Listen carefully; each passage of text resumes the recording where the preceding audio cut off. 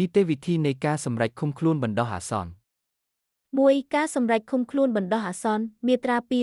205 ចៅក្រមអាចសម្រេចអំពីវិធាននៃការឃុំខ្លួនបណ្ដោះអាសន្នដោយគំនិតផ្ដើមរបស់ខ្លួនផ្ទាល់ឬតាមសេចក្តីសន្និដ្ឋានរបស់ព្រះរាជអាជ្ញា ចៅក្រមស៊ើបសួរត្រូវជូនដំណឹងដល់ជនត្រូវចោទ ហើយទទួលការកត់សម្គាល់នានារបស់ជនត្រូវចោទ ចៅក្រមស៊ើបសួរក៏ត្រូវជូនដំណឹងដល់ព្រះរាជអាជ្ញាដើម្បីទទួលយោបល់និងការកត់សម្គាល់ផ្សេងទាក់ទងនឹងការឃុំខ្លួនបណ្ដោះអាសន្នមុននឹងសម្រេចឃុំខ្លួនបណ្ដោះអាសន្ន មាត្រា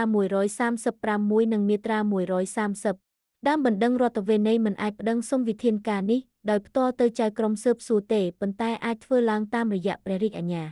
ដីកាសម្រេចឲ្យឃុំខ្លួនបណ្ដោះអាសន្ន ចៅក្រមស៊ើបសួរត្រូវជូនដំណឹងភ្លាមដល់ព្រះរាជអាជ្ញានិងជនត្រូវចោទ ចៅក្រមស៊ើបសួរចេញដីកាបង្គាប់ឲ្យឃុំខ្លួនដើម្បីបញ្ជាដល់ប្រធានពន្ធនាគារឬមណ្ឌលឃុំខ្លួនឲ្យទទួលនិងឃុំខ្លួនជនត្រូវចោទដែលមានកំណត់នៅក្នុងដីកាសម្រេចឲ្យឃុំខ្លួនបណ្ដោះអាសន្ន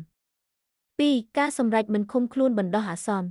កាលណាចៅក្រមស៊ើបសួរមិនព្រមសម្រេចឃុំខ្លួនបណ្ដោះអាសន្នជនត្រូវចោទតាមការស្នើសុំនេះ ចៅក្រមស៊ើបសួរត្រូវចេញដីកាសម្រេចមិនឃុំខ្លួនបណ្ដោះអាសន្នក្នុងរយៈពេល 5 ថ្ងៃក្នុងករណីដែលចៅក្រមស៊ើបសួរមិនសម្រេចនៅក្នុងរយៈពេល 5 ថ្ងៃទេ ព្រះរាជអាជ្ញាអាចប្តឹងទៅសភាស៊ើបសួរដែលនឹងសម្រេចជំនួសចៅក្រមស៊ើបសួរ